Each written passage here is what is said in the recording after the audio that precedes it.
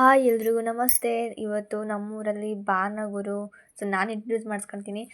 ನಾನು ನಿಮ್ಮ ಪ್ರೀತಿಯ ಪಟರೈತನ ಮಗಳು ವತ್ಸಲ. ಇವತ್ತು ಲಾಗ್ ಮಾಡ್ದಾರ್ದು ನಮ್ಮೂರು ಇವತ್ತು ಬಾನದ್ದು. ಅದಕ್ಕೆ ಅಂತಲೇ ಎಲ್ಲ ತೊಳೆದ್ಬಿಟ್ಟು ರಂಗೋಲಿ ಹಾಕಿದ್ದೆ. ಅದ್ರ ಜೊತೆ ಗ್ಯಾಪಲ್ಲಿ ಹಾಲು ಕರ್ಕೊಟ್ಟಿದ್ದೆ. ಹಾಲನ್ನು ಮನೆಯವರು ಡೈರಿಗೆ ಹಾಕೋಕೆ ಹೋದರು. ಅಲ್ಲೊಂದು ಪುಟಾಣಿ ಕೃಷ್ಣಂದು ಕೊಳಲು ಹಾಕ್ಬಿಟ್ಟು ರಂಗೋಲಿ ಎಲ್ಲ ಹಾಕಿ ರೆಡಿ ಮಾಡಿಕೊಂಡೆ. ಆಮೇಲೆ ನಮ್ಮ ಚುಕ್ಕಿ ಎದ್ದು ಆಗ್ತಾನೆ ಎದ್ದು ಬಂದು ಏನೋ ಕೇಳ್ತಿದ್ದೀನಿ. ಹೇಳ್ರಿ ಏನಂತ ಅವಳೆ ಹೇಳ್ತಾಳೆ. ಬೆಟ್ಟಕ್ಕೆ ಹೋಗ್ತೀರಾ? ಬೆಟ್ಟಕ್ಕೆ ಹೋಗಿ ಏನು ಮಾಡ್ತೀರಾ? ಮೊರಿ ಯಾವ್ದೇವ್ರಿಗೆ ಕೊಯ್ತೀರಾ? ಮೊರಿ ಕೊಯ್ದ್ರ ಬಗ್ಗೆ ಸಿದ್ದಪ್ಪಂಗೆ ಕೊಯ್ಯಂಗಿಲ್ಲ. ಇನ್ನೊಂದು ಯಾವುದು ದೇವರು?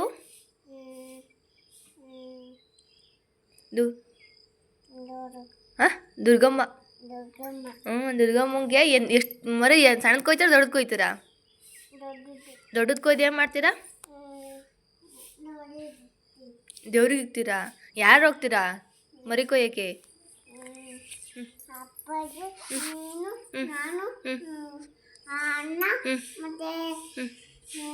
ತಿರ್ಕೊಂಡು ನೋಡ್ತಿರ್ಲಿಲ್ಲ ಫ್ರೆಂಡ್ಸ್. ಅಕ್ಕಾಜಿ ಕರ್ಕೊಂಡು ಹೋಗ್ತೀರಾ ಅನ್ನು? ಯಾರು ಕೈಯೋಗಿ ಕಡಿಯೋದು ಮರಿನ? ಅದೇ ಖುಷಿ. ನೀನು ಕುತ್ಕೊಂಡೆ ನೀ ಯಾರು ಮರಿ ಕಡಿಯೋದು? ಕೇಳಿ ಏನಂತ ಹೇಳ್ತಿದ್ದಾಳೆ ಅಂತ. ಗೊತ್ತಿಲ್ಲ. ಸರಿ, ಕೊಯ್ತೀರಂಗ ಮರಿನ? ಮರಿ ಕೊಯ್ದಲ್ಲ ಜನಗಳೆಲ್ಲ ಊಟ ಇಕ್ತೀರಾ? ಸರಿ. ಅದ್ರ ಗ್ಯಾಪಲ್ಲಿ ಕೋಳಿಗಳು ಖಾಲಿ ಆಗ್ತವೆ ಅಂತೇಳಿ ಒಂದಷ್ಟು ಕೋಳಿಗಳು ಇಟ್ಕೊಂಬಂದ್ರು ನಮ್ಮ ಮನೆಯವರು ಮತ್ತು ಅಪ್ಪಾಜಿನೂ. ಅದನ್ನ ಒಂದು ಕೌಚಿ ಬಾಯ್ಲರ್ ಕೋಳಿ ತೊಗೊಂಬರ್ತೀವಿ ಅಂತ ಹೋದರು. ಆ ಗ್ಯಾಪಲ್ಲಿ ನಾನು ಅಡುಗೆ ಮಾಡಬೇಕಿತ್ತು. ಮರಿ ಕೊಯ್ಕೊಂಬರೋರಿಗೆಲ್ಲ ತಿಂಡಿ ಊಟ ಅಂತ.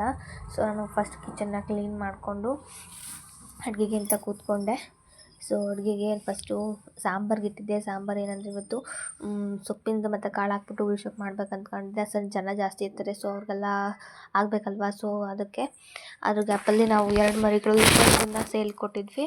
ಅವರು ಬಂದು ತೊಗೊಂಡೋಗೋಕ್ಕೆ ಹಬ್ಬದ ದಿವಸ ಆದರೆ ಸರಿಯಾಗುತ್ತೆ. 2 ಮರಿಲಿ ಒಂದು ಇಲ್ದಂಗಾದ್ರೆ ಸರಿಯಾಗಲ್ಲ ಅಂತ ಹೇಳ್ಬಿಟ್ಟು ಅವತ್ತೇ ಬಂದಿದ್ದರು. ಅಪ್ಪಾಜಿ ಅವ್ರಿಗೆ ಗಟ್ಟಿ ಇಟ್ಕೊಂಡು ಹೋಗೋಕ್ಕೆ ಕೊಟ್ಟರು. ಅವ್ರು ಕೂಡ ತಗೊಂಡು ಹೋದ್ರು ಅಂಕಲ್. ಅವ್ರ ಮನೇಲೂ ಬಾನ ಅಲ್ವಾ. ಅದಕ್ಕೆ ಬಾಡೂಟ ನಮ್ಮ ಮರಿದೇ ಆಗಿತ್ತೆ. ಅದಕ್ಕೆ ಅದು ಒಂದು ಹೋಯ್ತಲ್ಲ ಅದ್ರ ಗೆಳೆಯ. ನಮ್ಮ ಇನ್ನೊಂದು ಕುರಿ ಅಳ್ತಾ ಬೇಜಾರು ಮಾಡ್ಕೊಂಡಿತ್ತು, ಬಡ್ಕೊಂತೈತೆ. ಅದಕ್ಕೂ ಗೊತ್ತಿಲ್ಲ ನಾನು ಇವತ್ತು ಹೋಗ್ತಾ ಇದ್ದೀನಿ ಅಂತ. ಅದನ್ನು ಕಳಿಸ್ಕೊಂಡು ಇಲ್ಲಿ ನಮ್ಮ ಕುರಿ ಕಿರ್ಚಾಡ್ತಿತ್ತು, ಬ್ಯಾ ಅಂತಿತ್ತು. ಆಮೇಲೆ ಎಲ್ಲನೂ ಅವ್ರು ಕಳಿಸಾದ್ಮೇಲೆ ಗೊಜ್ಜು ಮಾಡೋಣ ಅಂತ ಇಟ್ಕೊಂಡಿದ್ದೆ. ಗೊಜ್ಜು ಆಯಿತು. ಅದ್ರ ಸಾಂಬಾರು ಆಯಿತು. ಸಾಂಬಾರು ಉಳ್ಸೋಕೆ ಮಾಡಿದ್ದೆ. ಮತ್ತು ಚಿತ್ರಾನ್ನ ಯಾವ್ಯಾವ ಮಕ್ಕಳು ಕೇಳ್ತವೆ ಅಂತ ತಿಂಡಿಗೆ ಚಿತ್ರಾನ್ನಕ್ಕೆ ಇಟ್ಟಿದ್ದೆ. ಅನ್ನ ಗೊಜ್ಜು ಕಲಿಸ್ಕೊಟ್ಟಿದ್ದು ಅನ್ನ ಮಾಡಿಟ್ಕೊಂಡಿದ್ದೆ. ಅನ್ನ ಚಿತ್ರಾನ್ನ ಮತ್ತು ಗೊಜ್ಜು ಮತ್ತು ಸಾಂಬಾರು ಆಗಿತ್ತು. ಮುದ್ದೆನ ಬಂದಾಗ ಮಾಡಿದ್ರಾಯ್ತಂತ ಅಂತ ಹೇಳ್ಬಿಟ್ಟು ನಮ್ಮಲ್ಲಿ ರೆಗ್ಯುಲರ ಮುದ್ದೆ ಇರಲೇಬೇಕು. ಇವಾಗ ಮರಿ ಕಡಿಯೋಕ್ಕೆ ಅಂತ ಬೆಟ್ಟಕ್ಕೆ ಹೊರಟಿದ್ದಾರೆ. ಬೆಟ್ಟಕ್ಕೆ ನಮ್ಮ ಮರಿ ಇವತ್ತು ಅಮ್ಮನವ್ರ ಮುಂದೆ ಪ್ರಸಾದವಾಗುತ್ತೆ. ಒಂದು 4-5 ಜನ ನಮ್ಮ ಏರಿಯಾದಲ್ಲಿ ಗ್ರೂಪ್ ಸೇರಿಕೊಂಡು ನಮ್ಮದೇ ಟ್ಯಾಕ್ಟ್ರಲ್ಲಿ ಹೊರಟರು. ನಮ್ಮ ಮರಿನ ಫಸ್ಟ್ ಹಾಕ್ಕೊತಿದ್ದಾರೆ. ಅಲ್ಲೆಲ್ಲ ಹೋಗ್ತಾ ಹಾಕ್ಕೊತಾರೆ. ನಾನು ಬೆಟ್ಟಕ್ಕೆ ಹೋಗಲಿಲ್ಲ, ಮನೆ ಹತ್ರ ಸರಿಯಾಗಲ್ಲ ಏನೋ ಮಾಡಲಿಕ್ಕೆ ಅಂತೇಳಿ ನಾನು ಹೋಗಲಿಲ್ಲ. ಕಡಿಯೋದು ಒಂದು ಕ್ಲಿಪ್ಸ್ ಇಲ್ಲಿ ಮಿಸ್ ಆಗಿದೆ. ಮರಿ ಹಾಕ್ಕೊಂಡು ಹೊರಟರು. ಅದರಲ್ಲಿ ನಮ್ಮ ಮನೆ ಮಗಳು ಕೂಡ ಮೊದಲೇ ಬಂದಿದ್ದರು. ನಮ್ಮ ಮನೆ ಹಿರಿ ಮನುಷ್ಯ ಅಂದರೆ ನನ್ನ ಮಗಳು ಚೋಟ. ಆದರೆ ನಮ್ಮ ಮನೆ ಅಜ್ಜಿ ಇದು ಹಿರಿಯರು ಅಂದರೆ ಮನೆ ಮಗಳು. ಇವರಿಬ್ಬರು ಗ್ಯಾಪಲ್ಲಿ ಯಾವುದೇ ಹೆಣ್ಮಕ್ಳು ಆಗಿಲ್ಲ, ಇವರಿಬ್ಬರೇ. 40 ವರ್ಷ ಆದಮೇಲೆ ನನ್ನ ಮಗಳು ಈ ಮನೆಗೆ ಹೆಣ್ಮಗ್ಳದೆಲ್ಲ ಗಂಡು ಸಂತಾನ ಆಗಿತ್ತು. ಅವನ್ನೆಲ್ಲ ಕಳಿಸಿ ಮಕ್ಳಿಗೆ ಊಟ ಮಾಡಿಸಿ ನಾನು ಕೂಡ ಊಟ ಮಾಡಿಕೊಂಡು ಸ್ನಾನ ಮಾಡಿಕೊಂಡು ಮಿಚ್ಚನ ಅಂತ ತಿಂಡಿ ತಿಂದಾದ್ಮೇಲೆ ಸ್ನಾನ ಮಾಡ್ಕೊಂಬಂದೆ. ಸ್ನಾನ ಮಾಡ್ಕೊಂಡು ಸ್ವಲ್ಪ ಪೋಸ್ ಕೊಟ್ಕೊಂಡೆ. ಓವರ್ ಆಯ್ತು ಬೈಬೇಡಿ. ಸಿಂಪಲ್ಲಾಗಿ ಒಂದಷ್ಟು ಫೋಟೋ ತೆಕ್ಕೊಂಡು ನನ್ನ ತಮ್ಮ ಮತ್ತು ನನ್ನ ಇಬ್ಬರು ತಮ್ಮದಿರು ಬಂದಿದ್ದರು. ಅವ್ರು ಯಾಕೆ ಬಂದರು ಅಂತ, ಇಲ್ಲೇ ಮರಿ ಕೊಯ್ಬೇಕಕ್ಕ ಅಂತ ಅವರು ನಮ್ಮ ಅಜ್ಜಿ ಮನೆ ಮರಿನ ಬರೋಕ್ಕೆ ಕೇಳೋಕ್ಕೆ ಬಂದಿದ್ದರು. ಧಾರಾಳವಾಗಿ ಬಾರಪ್ಪ ಅಂದರೆ ಅವ್ನ ಫೇಸೇ ತೋರಿಸ್ತಿಲ್ಲ. ನನ್ನ ತಮ್ಮ ಇಲ್ಲಿ ನಿಂತಿದ್ದ. ಇನ್ನೊಬ್ಬ ತಮ್ಮ ಜೂನಿಯರು ನಮ್ಮ ಫ್ಯಾಮಿಲಿಯಲ್ಲಿ. ಸ್ವಲ್ಪ ನಾಚಿಕೆ ಗಂಡಿಗೆ. ಹಂಗಾಗಿ ಫೇಸ್ ತೋರಿಸ್ಲಿಲ್ಲ. ಸರಿ, ಅವರು ಹೋಗಿ ಬನ್ನಿ ಅಂತ ಮರಿ ಹಿಡ್ಕೊಂಬರಕ್ಕೆ ಹೊರಟರು. ನಾನು ನಮ್ಮಲ್ಲಿ ನಾನ್ ವೆಜ್ ಮಾಡೋ ಏರಿಯಾ ಇದು. ಸಪ್ರೇಟ್ ಒಂದು ಶೀಟಲ್ಲಿ ರೂಮ್ ಮಾಡಿಸ್ಕೊಂಡಿದ್ದೀವಿ. ಅದಕ್ಕೆ ಬಳಸೋ ಪ್ರತಿಯೊಂದು ಸಾಮಗ್ರಿ ಅಂದರೆ ಪಾತ್ರೆಗಳು ಇಲ್ಲೇ ಇಟ್ಕೊಂಡಿದ್ದೀವಿ. ಒಂಥರ ಸ್ಟೋರೇಜ್ ಏರಿಯಾ ಅಂತಲೇ ಹೇಳ್ಬೋದು. ಸ್ಟೋರ್ ಮಾಡಿಕೊಂಡು ಇಲ್ಲಿ ಚಿಕನ್ ಮಾಡೋದಕ್ಕೆ ಈ ಕಿಚನ್ನು. ಸೊ ಮಿನಿ ಕಿಚನ್ ಇದು. ಇಲ್ಲಿ ಅಜ್ಜಿ ಮತ್ತು ಆಂಟಿ ಎಲ್ಲ ಈರುಳ್ಳಿ ಸೋಸೋದಕ್ಕೆ ರೆಡಿ ಮಾಡ್ಕೊತಿದ್ರು. ಸೊ ಆಮೇಲೆ ಬರ್ತಾರೆ ಅವರು. ಈಗ ಜಸ್ಟ್ ನಾನು ತರಕಾರಿಗೆ ಏನೇನು ಬೇಕೆಲ್ಲ ಇಂಗ್ರೀಡಿಯೆಂಟ್ಸು ತೊಗೊಂಬಂದು ಇಲ್ಲಿ ಇಟ್ಟಿದ್ದೆ. ಸೊ ಇದೆಲ್ಲ ನೋಡ್ತಿರ್ಬೋದು ಮುಂಚೆ ಬಟ್ಟೆ ತೊಳಿಬೇಕಾದ್ರೆ ಹೆಂಗಿತ್ತು ಅಂತ. ಟೂ ಡೇಸ್ ಎಲ್ಲ ಕ್ಲೀನ್ ಮಾಡಿದ್ದೆ ಆಯಿತು ಗುರು. ಅಷ್ಟೊಂದು ಗಲೀಜು ಅಂತಂತಂದು ಅಂದ್ಕೋಬೇಡಿ. ಅಂದರೆ ಸ್ವಲ್ಪ ಗ್ಯಾಪಲ್ಲಿ ಮಕ್ಕಳು ನೋಡಿಕೊಂಡು ಇದು ಮಾಡೋದು 2 ಡೇಸ್ ಆಯಿತು. ಮೋಟ್ರಲ್ಲಿ ಇದು ಲೇಟ್ ಆಯಿತು. ಆ್ಯಂಡ್ ಅಷ್ಟಿಗೆ ಆ ಗ್ಯಾಪಲ್ಲೇ ನಮ್ಮ ಮನೆಯವರು ಮರಿ ಕೊಟ್ಕೊಂಬಂದಿದ್ರು. ಅಲ್ಲಿ ಆಂಟಿರಲ್ಲಿ ಈರುಳ್ಳಿ ಎಲ್ಲ ಸ್ವಲ್ಪ ನಾನು ಹೆಚ್ಕೊಟ್ಟಿದ್ದೆ. ಇವರು ಕೂಡ ಹೆಚ್ಚಿದ್ರು ಮತ್ತು ಬೆಳ್ಳುಳ್ಳಿ ಸೋಸ್ತಿದ್ರು. ಆಮೇಲೆ ನಾನು ಹೆಚ್ಚೋದಕ್ಕೆ ಕೂತ್ಕೊಂಡೆ, ಒಂದಷ್ಟು ಹೆಚ್ಚಿ ಆಮೇಲೆ ಊಟಕ್ಕೆ ಅಂತ ಹೋಗಬೇಕಿತ್ತು. ಸೊ ಹಾಗಾಗಿ ಒಂದಷ್ಟು ನಾವು ಹೆಚ್ಕೊಟ್ಟೆ. ಆಂಟಿರೇನೋ ಎದ್ದೇಳ್ತಿದ್ರು, ಅವ್ರ ಜೊತೆ ಮಾತಿಗೆ ಸಾಥ್ ಕೊಡ್ತಾ ಇದ್ದೆ. ಸೊ ಆಮೇಲೆ ಮುದ್ದೆ ಮಾಡ್ತು ಅಮ್ಮನೇ. ಆಮೇಲೆ ಹೋಗಿ ಊಟ ಬಡಿಸಿ ನನ್ನ ತಮ್ಮ ಅಲ್ಲೇ ಮರಿ ಕೊಯ್ಯೋಕೆ ಕೂತಿದ್ರು ಅಲ್ಲೇ. ಇವ್ನು ಮಾತ್ರ ಶೋ ಕೊಡ್ತಿದ್ದ ಫೋನ್ ಹಿಡ್ಕೊಂಡು. ಜೂನಿಯರು ಸೀನಿಯರ್ಸ್ಗಳು ಎಲ್ಲ ಅಲ್ಲೇ ಅಟ್ಯಾಕ್ ಮಾಡಿದ್ರು ಮರಿಗೆ. ಸೊ ನನ್ನ ತಮ್ಮದಿರು ನಮ್ಮ ಅಣ್ಣ ನನ್ನ ತಮ್ಮದಿರು 3 ಜನ ಬಂದು ನನ್ನ ಮನೇಲಿ ಇವತ್ತು ಮರಿ ಕೊಯ್ದುಬಿಟ್ರು. ನಂಗಂತೂ ಫುಲ್ ಖುಷಿಯಾಗೋಯಿತು. ಇದು ತುಂಬಿ ಬರುತ್ತಿದೆ ಪ್ರೀತಿ ಅನ್ನೋಂಗೆ ಆಗ್ಬಿಡ್ತು. ಸೊ ಬ್ರದರ್ಸ್ ಪವರ್ ಅಂದರೆ ನೋಡಿದೆ ಅನಿಸುತ್ತೆ. ಅಂದರೆ ಮರಿ ಕೊಯ್ಯೋದಲ್ಲ, ಒಂಥರ ಎಲ್ಲದಕ್ಕೂ ಬಂದು ಮಾಡೋವಂಥದ್ದಿತ್ತಲ್ಲ, ಇಟ್ಸ್ ಗ್ರೇಟ್ ಅಂತ. ಸೊ ನಮ್ಮ ಮಾಸ್ಟ್ರು ಕೂಡ ಅಲ್ಲಿ ತಲೆನ ಸೀತಾ ಇದ್ದರು. ನನ್ನ ಮಗಳು ಯಾಕೋ ಬೇಜಾರಾಗ್ಬಿಟ್ಟಿದ್ಲು. ಅಂದರೆ ಎಲ್ಲ ಬಿಟ್ಟೋಗಿದ್ರು ಅವ್ರು ಅಣ್ದಿರಂತ. ಸುಮ್ಮನೆ ಕೂತ್ಕೊಂಡು ಮರಿ ಕೊಯ್ದು ನೋಡ್ತಾ ಇಲ್ಲಿ ಕೂತ್ಕೊಂಡು. ಸೊ ಅವಳನ್ನು ಮಾತಾಡಿಸ್ಕೊಂಡು ಬಂದೆ. ಯಾಕೋ ರೆಸ್ಪಾನ್ಸೇ ಮಾಡ್ತಿರ್ಲಿಲ್ಲ, ನಾನು ಮಾತಾಡೋಲ್ಲ ಅಂತಿದ್ಲು. ಸರಿ ಇರಪ್ಪ ಅಂತ ಹೇಳ್ಬಿಟ್ಟು ನಂದು ಕೆಲಸಗಳಿದ್ವು.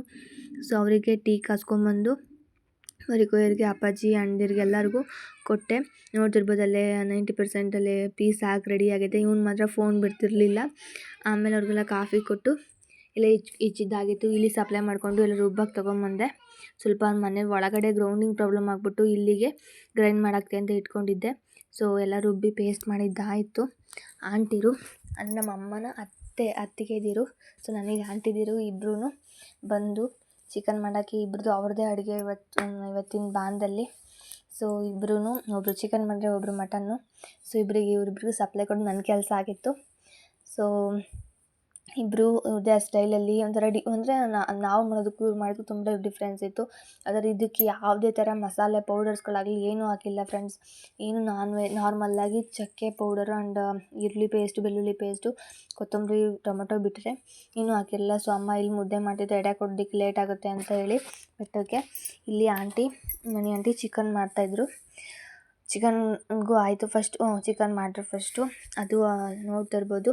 ಎಲ್ಲ ಫಸ್ಟು ಈರುಳ್ಳಿಲಿ ಇದು ಮಟನ್ ಚಿಕನ್ ಬೇಯ್ತಾ ಇತ್ತು. ಇದು ಹಾಲು ಏನಕ್ಕೆ ಅಂತಂದರೆ ಇವರು ನಾವೇನು ರುಬ್ಬಿದ ಕಾಯಿ ಇದು ನೋಡ್ತಿರ್ಬೋದು. ಸಾಂಬಾರು ಆಯಿತು, ಚಿಕನ್ನು. ಹಾಲು ಅಂದರೆ ಎಕ್ಸ್ಪ್ಲೇನ್ ಮಾಡ್ಬೇಕು ನಾನು, ಯಾಕೆಂದರೆ ಅದು ಆಂಟಿ ಒಂದೇ ಅದಕ್ಕಿರಲಿ ಅದೇ ಥರ ಗಟ್ಟಿಗೆ ಹಾಕ್ಬಾರ್ದು ಅಂತೇಳಿ ಹಾಲನ್ನ ಸೋಸ್ತಾರೆ. ಅಂದರೆ ಕಾಯಿ ಹಾಲನ್ನ ಮೇಲೆ ಬಂದಿದ್ದು ಹಿಂಡಿನೆಲ್ಲ ತೆಗೆದು ಎಸೆದು ಕೊಡ್ತಾರೆ. ಸೊ ಇದೊಂದು ಸ್ಪೆಷಾಲಿಟಿ ಕೋಕಿಲ ಆಂಟಿ ಅವ್ರದ್ದು. ಸೊ ಇದು ನಮ್ಮ ಫ್ರೈಗೆ ಪುದೀನ ಮತ್ತು ಕೊತ್ತಂಬರಿ ಸೊಪ್ಪನ್ನ ಹಾಕೋದು. ಮತ್ತು ಕಡಿಮೆ ಈರುಳ್ಳಿನ ಬಳಸಲಿಲ್ಲ. ಇದೊಂದು ಸ್ಪೆಷಲ್ ಅನಿಸಿದೆ. ನೀವು ಈ ಥರ ಮಾಡಿದ್ರು ಅಂತ ಅನ್ನಿಸ್ತು ನನಗೆ. ಬಟ್ ಈ ಥರ ಚೆನ್ನಾಗಿತ್ತು ಟೇಸ್ಟು. ಈರುಳ್ಳಿ ಮತ್ತು ಟೊಮೊಟೊ ಹಾಕಿ ಮತ್ತು ಉಪ್ಪು ಮತ್ತು ಚಕ್ಕೆ ಲವಂಗದ ಪುಡಿ ಅದಕ್ಕೆ ಮಟನ್ಗೆ ಕಲಿಸ್ಕೊಂಡು ಅದನ್ನೇ ಹಾಕಿದ್ರು. ಆಮೇಲೆ ಸ್ವಲ್ಪ ಅರಿಶಿನ ಪುಡಿನೂ ಇದಕ್ಕೆ ಹಾಕ್ತಿದ್ದಾರೆ. ನೋಡ್ತಿರ್ಬೋದು ವಿಡಿಯೋದಲ್ಲೂ ಆಲ್ಮೋಸ್ಟು ಅಪ್ಡೇಟ್ ಆಗಿದೆ. ಇದು ಕೆಲವೊಂದು ಕ್ಲಿಪ್ಸ್ಗಳು ಮಾತ್ರ ಮಿಸ್ ಆಗಿದೆ. ಸೊ ಆಂಟಿ ಎಷ್ಟು ಮಾಡೋದ್ರಲ್ಲೂ ಚಿಟಿಕೆ ಹೊಡೆದ್ರಲ್ಲಿ ಮಾಡ್ತಾರೆ ಅನ್ನೋದಕ್ಕೆ ನಮ್ಮ ಆಂಟಿ ಎಕ್ಸ್ಪರ್ಟ್ ಅಂತಲೇ ಹೇಳ್ಬೋದು. ಚೆನ್ನಾಗಿ ಎಷ್ಟಾದರೂ ಅಡುಗೆನ ತುಂಬ ಈಸಿಯಾಗಿ ಗೊಂದಲ ಇಲ್ಲದೆ ಮಾಡ್ತಾರೆ. ಸೊ ಒಂಥರ ನಾವು ಅಂತಲೂ ಇವ್ರಿಗೊಂದು ಸ್ವಲ್ಪ ಡಿಫ್ರೆಂಟಾಗಿ ಮಾಡ್ತಾರೆ. ಸೊ ಅರಿಶಿನ ಪುಡಿ ಹಾಕಿದ್ರು. ಅದಕ್ಕೇ ಫಸ್ಟು ಕೇಳ್ತಿದ್ದೆ ಹೆಂಗೆ ಆಂಟಿ ಏನು ಆಂಟಿ ಅಂತ. ಎಲ್ಲ ಹೇಳಿದ್ರು. ಉಪ್ಪು ಈಗ ಹಾಕಿದ್ರು ಲಾಸ್ಟಿಗೆ.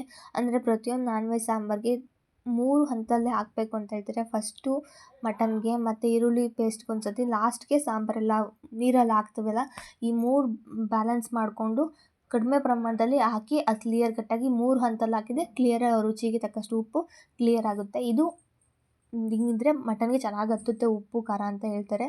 ಸೊ ಆಮೇಲೆ ಈರುಳ್ಳಿ, ಬೆಳ್ಳುಳ್ಳಿ ಮತ್ತು ಶುಂಠಿ, ಕೊತ್ತಂಬರಿ ಸೊಪ್ಪು, ಪುದೀನ ಏನು ರುಬ್ಕೊಂಡಿದ್ರು, ಹಸಿರು ಮೆಣಸಿನ್ಕಾಯಿ ರುಬ್ಬಿದ್ರು.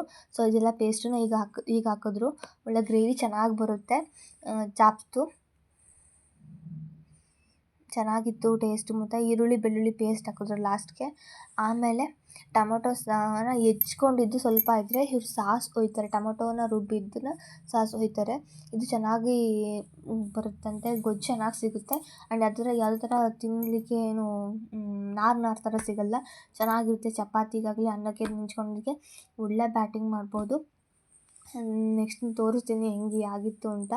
ಟೇಸ್ಟ್ ಚೆನ್ನಾಗಿತ್ತು. ನನಗೂ ಕೂಡ ಇಷ್ಟ ಆಯಿತು. ಯಾವ ಥರ ಮಸಾಲೆ ಹಾಕಿಲ್ಲ. ಎಲ್ಲ ಮಕ್ಳಿಗೂ ಹಾಕ್ಕೊಂಡು ಬಡಿತಾ ಇರ್ಬೋದು. ಯಾವ ಥರ ಪೌಡ್ರ್ ಹಾಕಿದ್ದೀವಿ, ಜಾಸ್ತಿ ಏನೋ ಕೆಮಿಕಲ್ಲು ಹಂಗೆ ಹಿಂಗೆ ಅಂತ ಏನೂ ಕಾರಣ ಹೇಳೋದೇ ಬೇಡ ಫ್ರೆಂಡ್ಸ್. ಚೆನ್ನಾಗಿತ್ತು ಮತ್ತು ಆಂಟಿ ಟೇಸ್ಟು. ನಾನು ಕೂಡ ಈ ಥರ ಹಾಕ್ಲೆ ನೆಕ್ಸ್ಟು ಟ್ರೈ ಮಾಡುವ ಅಂತ ಅಂದ್ಕೊಂಡೆ. ಮಾಡ್ಬೇಕಾದ್ರೆ ಎಕ್ಸ್ಪ್ಲೈನ್ ಕೂಡ ಮಾಡಿದ್ರು, ಏನಕ್ಕೆ ಅವೆಲ್ಲ ಹಾಕ್ತೀಯಾ, ಏನೂ ಹಾಕ್ಬೇಡ ಅಂತ ಹೇಳಿದ್ರು. ಸೊ ಓಕೆ, ನಾನು ಒಪ್ಕೊಳ್ಳೋವಂಥ ಸಿಚುವೇಶನ್ಗಿಂತ ಒಪ್ಕೊಳ್ಳೋಂಥ ಮ್ಯಾಟ್ರೇ ಅಲ್ವಾ. ಯಾವುದೋ ಥರ ಪೌಡ್ರ್ ಮಾಡದೆ ಹೆಲ್ತಿಯಾದ ಫುಡ್ ಅಂತಂದರೆ ಅದು ಮಾಡೋದಕ್ಕೇನು ಸಮಸ್ಯೆ ಇಲ್ಲ ಅನ್ನಿಸ್ತು. ಸೊ ನೆಕ್ಸ್ಟು ಅದು ಸ್ವಲ್ಪ ಕಾಯಲ್ಲಿ ಹಾಕ್ಬಿಟ್ಟು ಬಂತು. ನೆಕ್ಸ್ಟು ಈರುಳ್ಳಿ, ಸೌತೆಕಾಯಿ ಎಲ್ಲ ಹೆಚ್ಚಿಟ್ಕೊಂಡಿದ್ದೆ. ಆಮೇಲೆ ನಮ್ಮ ಫ್ಯಾಮಿಲೀಲಿ ಫಸ್ಟು ಫ್ರೀಯಾಗಿ ಮಕ್ಕಳು ಫಸ್ಟ್ ಊಟ ಮಾಡ್ಸೋಣ ಅಂತ ಎಡೆ ಕೊಟ್ಟು ಬಂದು ಊಟಕ್ಕೆ ಕೂತ್ಕೊಂಡ್ರು. ಸೊ ಇಲ್ಲಿ ನನ್ನ ಮಗ ಮತ್ತು ಮಗಳು ಅವರವರೇ ಸಪ್ರೇಟ್ ಊಟ ಎಲೆ ಹಾಕ್ಸ್ಕೊಂಡು ಊಟ ಮಾಡ್ತಾರೆ. ಇದು ಸ್ಪೆಷಾಲಿಟಿ. ಫೋನ್ ನೋಡ್ಕೊಂಡು ಊಟನೇ ಮಾಡ್ತಿರಲ್ಲ ಅವ್ರು ಸರಿಯಾಗಿ. ಇಲ್ಲ ಊಟ ಮಾಡ್ತಾ ಏನಂತಲೂ ಗೊತ್ತಾಗ್ತಿರಲ್ಲ, ಹಂಗೆ ಊಟ ಮಾಡೋರು. ನನ್ನ ಮಗಳು ಊಟ ಮಾಡೋಳು, ಬಟ್ ಮಗ ಇದೇ ಸ್ಪೆಷಾಲಿಟಿ ಹೇಳ್ಬೇಕಂದ್ರೆ ಅವನೇ ಹಾಕೊಂಡು ಅವನೇ ಕಲ್ಸ್ಕೊಂಡು ಊಟ ಮಾಡ್ತೇನೆ. ಎಲ್ಲ ಮುಗಿದು ನೆಂಟ್ರುಗಳಿಗೆಲ್ಲ ಬಂದೋದ್ರು. ಅವೆಲ್ಲ ವೀಡಿಯೋ ಮಾಡ್ಕೊಳಕ್ಕಾಗಲಿಲ್ಲ. So next family meeting, gossip ಜೊತೆಗೆ ಮುಳುಗೋಗಿದ್ದಾರೆ ಎಲ್ಲ ಫ್ಯಾಮಿಲಿ. ಸೊ ನನಗೆ ಇವೆಲ್ಲ ನೋಡಿಕೊಂಡು ಮಾಡೋದಕ್ಕೆ ತಲೆ ಬಿಸಿಯಾಗಿತ್ತು. ಸ್ವಲ್ಪ ಕಾಫಿ ಕುಡ್ಕೊಂಡು ದೇವ್ರು ನೋಡೋಣ ಅಂತ ಬಂದ್ವಿ. ಆಗಲೇ ಟೈಮು 11:45 ಆಗಿತ್ತು. ಅಂದರೆ 12:45 ಆಗಿತ್ತು.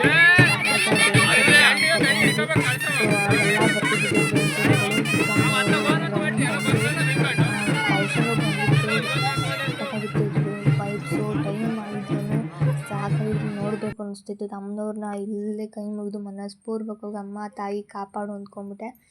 ಸೊ ಅದಾದಮೇಲೆ ಕಳಶ ಎಲ್ಲ ಎನ್ಕೊಂಡು ಯಾರು ಕತೆ ಅಂತ ಇಲ್ಲಿ ಹೈಲೈಟ್ ನೋಡಿದೆ. ಸಾಲ್ತಿದ್ದೆ ಅಷ್ಟೇ ಕಾಣ್ತಿದೆ. ಯಾಕೆಂದರೆ ಇಲ್ಲಿ ವೀಡಿಯೋ ಮಾಡೋಂಗಿಲ್ಲ.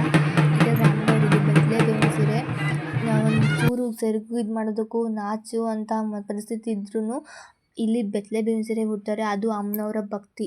ಬರೀ ಬೇವಿನ ಸೀರೆ ನಮ್ಮ ಮಾನ ಮರ್ಯಾದೆ ಮುಚ್ಚುತ್ತೆ ಅಂದರೆ ನಿಜಕ್ಕೂ ನಂಬೋದು. ಎಷ್ಟು ಅದು ಅಂತಂದರೆ ದೈವ ಭಕ್ತಿ ಅನ್ನೋದು ಅಮ್ಮನವ್ರು ಇದ್ದಾರೆ ಅನ್ನೋಕ್ಕೆ ಬೇವಿನ ಸೀರೆ ಮತ್ತು ಬಾಯಿ ಬೀಗನೇ ಸಾಕ್ಷಿ. ಎಷ್ಟು ಶುದ್ಧವಾಗಿರ್ತಾರೆ ಅಷ್ಟು ಬಾಯಿ ಬೀಗ ಅಷ್ಟು ಚೆನ್ನಾಗಿ ಬರುತ್ತೆ. ಏಕೆಂದರೆ ಶುದ್ಧವಾಗಿದ್ದು ಯಾವುದು ಎಲ್ಲ ಉಪವಾಸ ನೀಟಾಗಿದ್ದರೆ ಗಾಯಗಳು ಆಗದ ಥರ ಚೆನ್ನಾಗಿರುತ್ತೆ. ಸೊ ನಾನು ತುಂಬ ನೋಡಿದ್ದೀನಿ, ನಮ್ಮ ಅತ್ತಿಗೆಯರೆಲ್ಲ ಹಾಕಿದ್ದಾರೆ. ಯಾವುದೇ ಥರ ಗಾಯಗಳೇನೂ ಆಗಿಲ್ಲ. ಈಗ ಒಂದು ಚುಚ್ಕೊಂಡ್ರೆ ಅದು ಗಾಯಗಳಾಗ್ತವೆ. ಬಟ್ ಬಾಯಿನ ಆ ಕಡೆಯಿಂದ ಈ ಕಡೆಯಿಂದ ಹೊಲ್ದಿರ್ತಾರೆ. ಬಟ್ ಯಾವ ಥರ ಪೇಯ್ನ್ ಆಗಲ್ಲ, ಆ ಥರ ನೋವಾಗಲ್ಲ, ಯಾವುದೇ ಥರ ಕಲೆ ಇರಲ್ಲ. ಇದು ಅಮ್ಮನವರ ಮಹಿಮೆ. ದುರ್ಗಮ್ಮನವ್ರನ್ನ ಕಣ್ಣು ಮುಚ್ಚಿ ನಂಬುವಂಥದ್ದು ಇದೇ ಸಾಕ್ಷಿ. ನೋಡ್ತಿರ್ಬೋದು ಕಳಶಗಳು, ಬೇವಿನ ಸೀರೆಗಳೆಲ್ಲ ಫುಲ್ಲು ಅಲ್ಲಿ ನೋಡ್ತಿರ್ಬೋದು. ನೋಡುವಂಥದ್ದು ತುಂಬ ಥರ ಫೇಮಸ್ ಇದು. ಅಂದಿನಕೆರೆಯಲ್ಲಿ ಬಾಯಿ ಬೀಗ ಬೇವಿನ ಸೀರೆ ಎಲ್ರಿಗೂ ಆಶ್ಚರ್ಯ. ಪಟಾಕಿ ಜೊತೆ ನಮ್ಮ ಊರಿನ ಜಾತ್ರೆ ಆರಂಭ ಆಗಿತ್ತು. ಊರಲ್ಲಿ ನಾನ್ ವೆಜ್ ಊಟ, ಬೀದಿಲಿ ಅಮ್ಮನವ್ರ ಮೆರವಣಿಗೆ ನೋಡಲಿಕ್ಕೆ ಕಣ್ಣು ಮನಸ್ಸಲ್ಲಿ ನೋಡಿರ್ಬೋದು ಜನ. ಜಾತ್ರೆ ಇದು ನೈಟ್ 1:30 2 ಗಂಟೆ ಆದ್ರೂ ಎಲ್ಲ ಸಾಕಾದ್ರೂ ನೋಡೋದಕ್ಕೆ ಜನಗಳು ಬಂದರೆ. ಕಳಶಗಳು ಅಂಥದ್ದು ಬೇವಿನ ಸೀರೆಗಳು ಎಲ್ಲದೂ ಅಮ್ಮನವ್ರಿಂದೆ ಹೋಗ್ತಿದ್ದಾರೆ. ಎಲ್ಲದನ್ನು ಸಹಕರಿಸ್ಕೊಂಡು ಅಮ್ಮನವರು ಮತ್ತು ದೊಡ್ಡಮ್ಮನವರು ಇಲ್ಲಿ ದೊಡ್ಡ ದುರ್ಗಮ್ಮನವ್ರು ಕಾಣ್ತಾರೆ. ದೊಡ್ಡಮ್ಮನವ್ರು ಈ ಕಡೆ ಇದ್ದಾರೆ. ಬಟ್ ಅವ್ರು ವೀಡಿಯೋ ಮಾಡ್ಕೊಳ್ಳೋದಕ್ಕೆ ಆ್ಯಕ್ಚುಲಾಗಿ ವೀಡಿಯೋ ಮಾಡೋಂಗಿಲ್ಲ, ತಪ್ಪಿದೆ, ದಯವಿಟ್ಟು ನಮ್ಮ ಕ್ಷಮಿಸಿ. ನನ್ನ ಜನಗಳಿಗೆ ತೋರಿಸೋದು ನನ್ನ ಅಭಿಪ್ರಾಯ ಆಗಿದೆ. ಕೆಟ್ಟ ಉದ್ದೇಶ ಯಾವುದೇ ಥರ ಇಲ್ಲ. ಸೊ ವೀಡಿಯೋ ಮಾಡೋಂಗಿಲ್ಲ, ಅದು ದೂರದಿಂದ ಯಾವ ಥರ ಕಳಶಗಳು ಮಾತ್ರ ಕಾಣ್ತಾರೆ ವೀಡಿಯೋ ಮಾಡ್ಕೊಂಡಿದ್ದೀನಿ. ಸೊ ಇದಾಗಿತ್ತು ಇವತ್ತಿನ ಲಾಗ್. ನಮ್ಮ ಊರಿನ ಅಂದನಕೆರೆಯ ಬಾನ, ದುರ್ಗಮ್ಮನವರ ಬಾನ. ಸೊ ಈ ವಿಡಿಯೋ ಇನ್ನೂ 2 ಡೇಸ್ ಬಾಕಿ ಇದೆ. ಸೊ ಇಷ್ಟನ್ನು ಅಪ್ಲೋಡ್ ನಿಮ್ಮ ಸಪೋರ್ಟ್ ತುಂಬ ಮುಖ್ಯ. ಈಗ ನೋಡ್ತಾರೆ, ಸಪೋರ್ಟ್ ಮಾಡ್ತಾರೆ. Thank you for watching.